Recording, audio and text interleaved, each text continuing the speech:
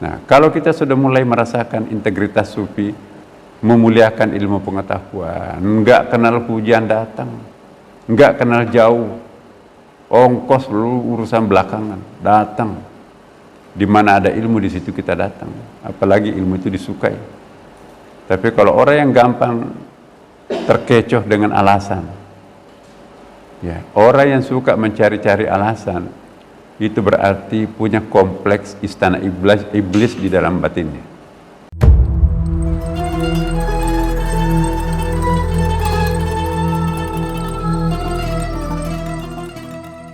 Pikiran yang lurus tidak pernah berharap apapun dari orang lain, kecuali hanya berharap dari Allah Subhanahu wa Ta'ala. Ya, malu minta kepada orang lain. Kenapa? Karena semua permintaannya dialamatkan kepada Allah. Itulah jalan pikiran yang lurus. Jadi integritas sufi sejati itu tanda-tandanya memuliakan ilmu,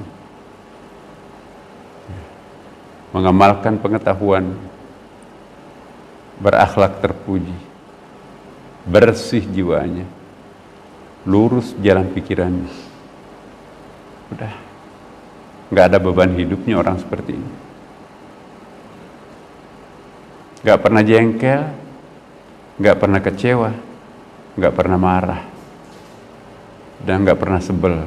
Orang yang sebel berarti jiwanya belum bersih. Orang yang kecewa berarti tawakalnya belum maksimum. Orang yang suka marah berarti emosinya belum tuntas.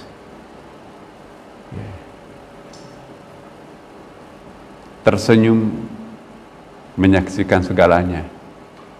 Itulah integritas sufi sejati. Difitnah, terima kasih. Semoga Allah memberi engkau petunjuk. Ya. Dicopet, ya kasihan ada orang yang membutuhkan. Aku halalkan. Mudah-mudahan berfungsi sedekah. Gak pernah jelek. Alhamdulillah, untung aku bukan yang seperti itu. Jangan maki-maki orang. Kalau suka memaki-maki orang jelek, berarti masih ada kebencian. Tapi kalau mensyukuri diri kita tidak diberikan sifat seperti itu, alhamdulillah. Aku bukan dia. Ya Allah, berikanlah petunjukmu agar orang itu tidak lagi seperti itu besok. Contoh terbaliknya kita mohonkan. Itulah integritas seorang sufi sejati. Sebetulnya ini tidak terlalu sulit loh. Enggak terlalu sulit. Bisa kok.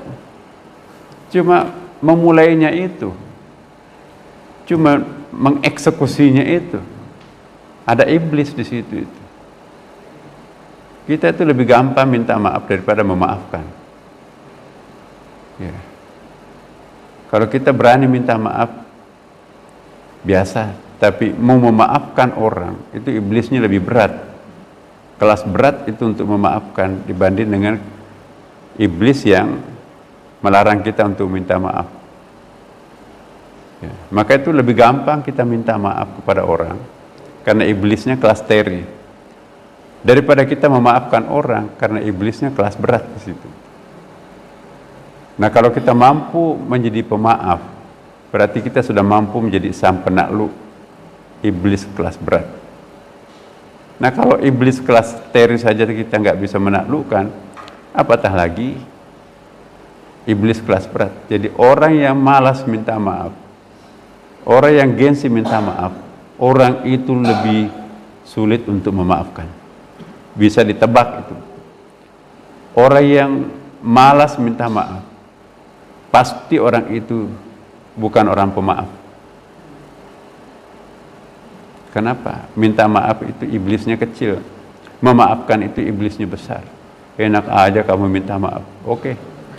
Di depan umum aku maafkan, tapi aku tidak bisa melupakan. Itu bukan maaf. Memaafkan berarti melupakan segalanya. Nah, kalau belum bisa melupakan, itu bukan maaf sejati. Bisa kok, semua apa yang disampaikan oleh Imam Al-Ghazali ini,